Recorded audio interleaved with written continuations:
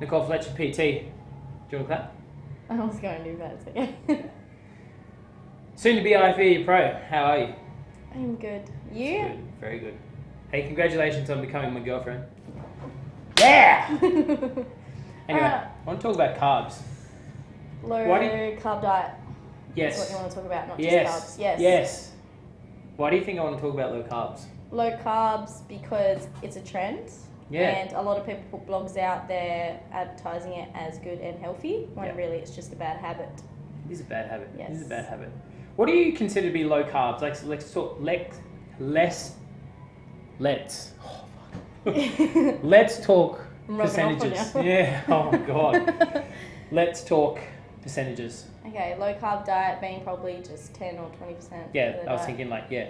I was thinking about 15%. Yeah, which is That's- literally probably just having a serving of vegetables in each meal Yeah. and maybe some fruit. Yeah. Carbs spiking insulin and blood sugar, Mm-hmm. which piles on body fat. These are people that are pro low carb diet. Mm-hmm. So carbs spike insulin and blood sugar, which piles on body fat. So carbs such as sugars, grains cause inflammation, and carbs are So not refined carbs. You need to be more specific. carbs in general. No, because people aren't Yeah. specific. Okay, but yes. Yeah, they just think carbs is Yeah. the general term. Yeah, yeah. Do you know yeah. what I mean? And the real problem here is just refined carbs, really. Correct. Yeah. Correct. Carbs in general, like how do they promote weight loss? How do they promote Well, body fat think loss? about it this way: every single, like from protein, fats, and carbs, you need them all simply because, like you said, they play a role in the body. The role in the body is just the hormones that are actually produced when you're eating carbs, when you're eating fats or protein. Yeah. If you're eating fats with your carbs, they say that it stops the insulin sensitivity and how it actually works. So really, they think you're going to get fat from that. So people think That's- that people think that you're going to get fat from an insulin spike when insulin's a satiety hormone. Like it's like tells your brain that you're full. Yeah, if you've probably done a low carb diet and then you go eat carbs, then yeah, you're probably going to get fat because you've messed that up. So you need to progress back into yeah. And eating low carbs in the morning is good if you're just starting out. Yeah. Because most likely your stomach needs to adjust and change. Yeah. You need to give those microbiomes an opportunity to adapt. Yo. Yeah. Yeah, no, I agree with you. Do carbs cause inflammation? I reckon. Yes, refined Yes. carbs. So if cause you're having like, inflammation. I don't know, corn syrup shit and processed stuff, yes, Mhm. probably. But if you're having, grains, Mhm. probably not. Probably Mhm. not. Which I find quite interesting. A lot of people are cutting carbs, out the back end Yeah. of their diet because, they're feeling inflamed and bloated Yeah. and that sort of stuff. When at the end of the day, I think even, people who are Google diagnosed gluten intolerant Yeah. can even build up to a moderate amount. Yeah. Sorry, build up from a moderate amount Mm. of grains and then, not have so much problems with inflammation and stuff Well, like that's the thing. I reckon a lot of people blog about this to get paid about bullshitting about a low carb diet and how good it is.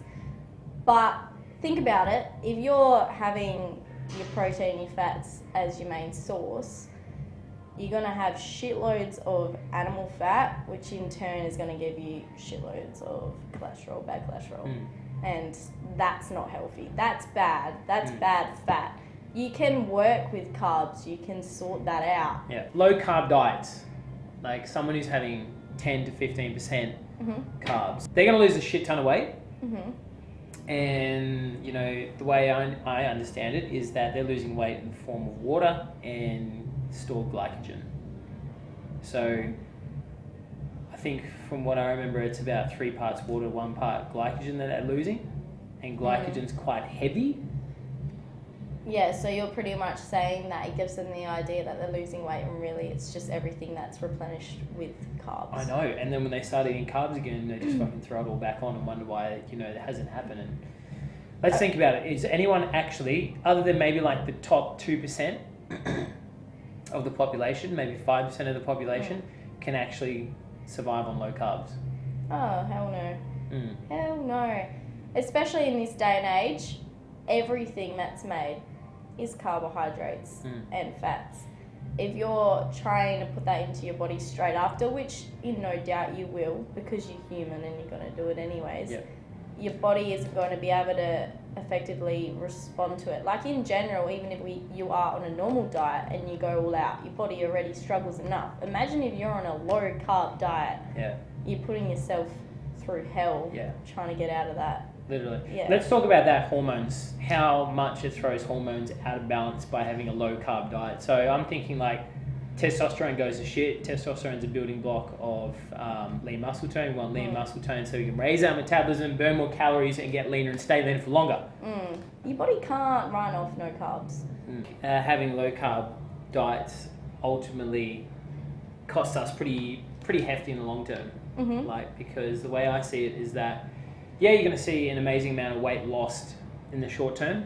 That weight loss isn't actually body fat, and you're actually just basically just beating your body down. Your body's going to slowly slow down, as in slow down your metabolism, and then it's going to take more work to pick it back up somewhere in the long term once you figure out that a low carb diet doesn't actually in fact work for you. Yeah, very true. Actually, that's a good one as well. Decreased testosterone, like I talked about. Bad moods and cognitive function is affected, so like brain fog, people just get like forgetful. Yeah, simply because of the hormones. Right. Yeah. Why are you doing this? Did you know that my detox gut reset program helps with that? No, I did not. Pitch it. Let's go. Pitch it to me. Okay. Sell it to me. Oh no, I just wrote like reasons as to why you might need this. Sell me that program right now. Go. If you have any problem whatsoever, whether it be moods, energy, hormones, disease, diabetes, thyroid problems, this program is pretty much first week going to beat your body up and cut back everything negative in simple terms, and then the next week you're rebuilding your body into a healthier state if you have to break it down. Using specific natural supplements and correct diets and exercise. Your gut's not functioning properly or absorbing and regulating properly, your body's not going to get the nutrients effectively, and you're not going to be able to have a proper hormone regulation. So I think definitely thyroid in your gut is very important. I agree. But this just pretty much makes sure everything from your kidney, your liver, everything's working effectively. Exciting. Simply put, your metabolism slows, your stress hormones go up, and muscle building hormones go down. You feel like crap. Most annoying of all, you probably don't lose that much weight in the long term, or weight that you want to lose, like body fat from having these low carb diets. Go on, you explain it. I want Alright, to explain it. if I had a whiteboard here, then I would draw a graph, and I would just specifically focus on their metabolism, their BMR. Do you know what I mean? So, as you know, my BMR is about 2026 last time I checked.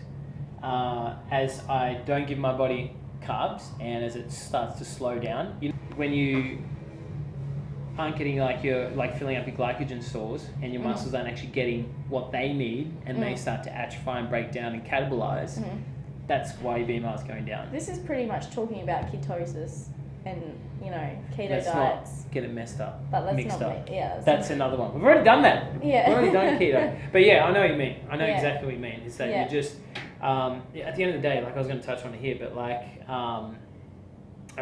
ultimately long term, low carb is it good for fat loss? Probably not for that reason. Because as you start to break down, the lean muscle tissue that you've been building, or the stuff you've got. And what does lean muscle tissue do for our bodies?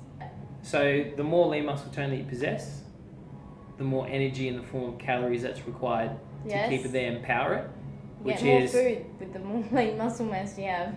You can get away with more food, you can eat more food, correct? So that raises your BMR, your metabolism. How exciting is that? That is why I want to get muscles. The research says no to low carb. I'm an example right now. Right?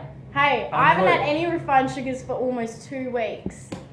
Almost 2 weeks. I work well off... Dextrose. No. I work well off carbs, and I'm having heaps of carbs, and my calories are high as. But just not having that big-ass cheat meal on the weekend or anything like that, my body's depleting straight away. Depleting. Wow.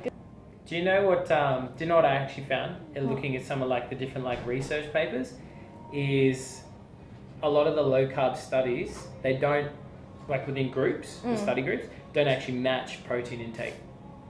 Do you know what I mean? Oh, so it's, don't they? No, because... See, I haven't looked into that. So it's almost is it actually the the fact that it's a low carb diet or a high protein Well, there diet. you go. That's where the animal fat come in as well that I was talking about. Yeah. Wow. All right, thank you very much, Nicole Fletcher, PT, /revolutionary athletes / soon to be IFBB Pro. Yeah. Thanks, Rose Fitness. I'll leave it there.